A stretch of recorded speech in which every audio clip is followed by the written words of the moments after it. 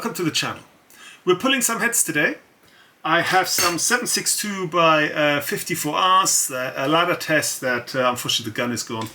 And I have decided to pull all of these. I didn't make that many to start with. A ladder test is, maybe like 20 rounds. And I'm just comparing my two options for pulling these. Choice one is my trusty Kinetic hammer. And we can give it a whack. Like that already. This is a home load that I loaded myself, obviously, so there's no crimp on these, there's no lacquer on these. So a Kinetic hammer does short work on it. That said, it's rather loud, and the head can be deformed by the Kinetic hammer.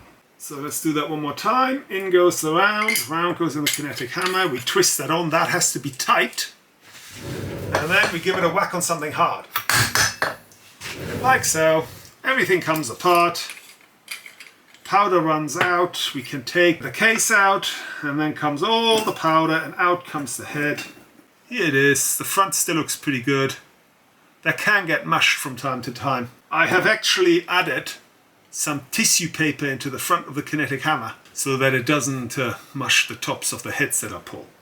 Now, the Kinetic hammer is great until you have a military load. And when you have a military load, and I once pulled a whole bunch of 8mm, that was corrosive, but I was hammering at it for hours. And that was not in this shed, that was before when we had a little garden shed. And the whole thing was so rickety, I couldn't just whack something. I had to have a little stone outside of the front door, and I'd sit there and whack it on the stone. And would you believe it? The Kinetic hammer broke right there, and the top of it flew off with a live round still stuck in it. And I was lucky that I was able to retrieve that. Imagine I wouldn't be able to find it. You'd have a live round stuck in a broken Kinetic hammer somewhere, God knows where. So Kinetic hammers, I would advise you use them indoor. They are loud, they are clunky, and if you have a military round, it doesn't really do a fantastically good job.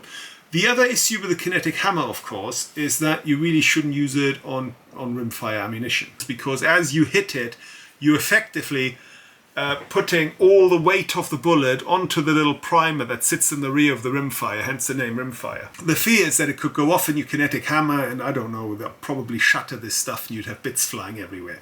So the instructions that came with this Kinetic hammer when I bought it specifically mentioned not to use the Kinetic hammer with rimfire ammunition. So I haven't done it. I don't know whether it is safe or not, but the instructions I follow, and that's one of them.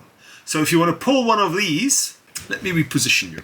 Okay, so here's a hole I have in the bench. You take your rimfire case, you get it in there, you stick it in there, you give it a little push, and the head comes clean off, and there's all the powder, and we are done.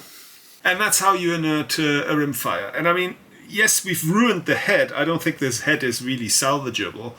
But then again, so what? A rimfire has next to no value, and there's no point pulling a head on these or reusing the powder or any of its components. So this is just scrap. This I will probably remelt one of these days. This case I will put into my vat of primers in oil that is steadily growing. In it goes. Give it a shake, and we'll put it away. That's been festering there for about 5 or 6 years. The RCBS bullet puller is my second line instrument for when I can't use the Kinetic hammer. It uses collets. I have just about all sizes going. Unfortunately, that's not always that helpful. Today I'm pulling 7.62 by 54R, and these have a 311 head, and the only collet I have that comes near is a 30 cal collet. The only other collet I have is a 35 caliber collet, which is too large. And so instead of pulling all the way at the base of the bullet, see, we're not coming in all the way. I'm having to kind of catch it on the ogive. It's very slight, but it's still there. I really dislike that. See, I'm almost tempted to drill one of them up for the larger calibers. If I'd be pulling 500s of these, that's what I would do.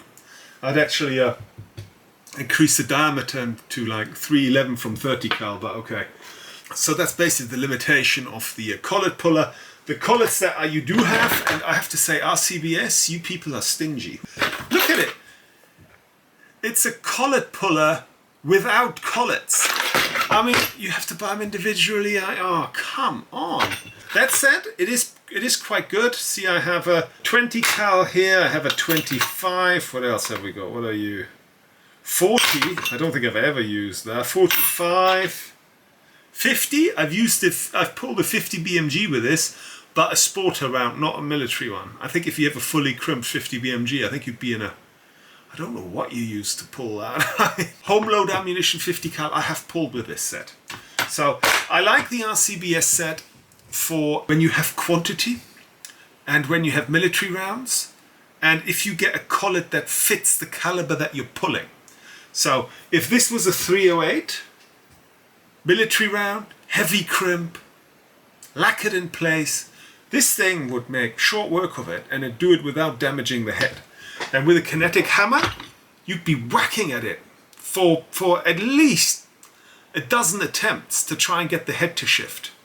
And in situations like that, the collet puller is a fantastic tool. For everything else, for your home load, stuff like that, I would just get a kinetic hammer.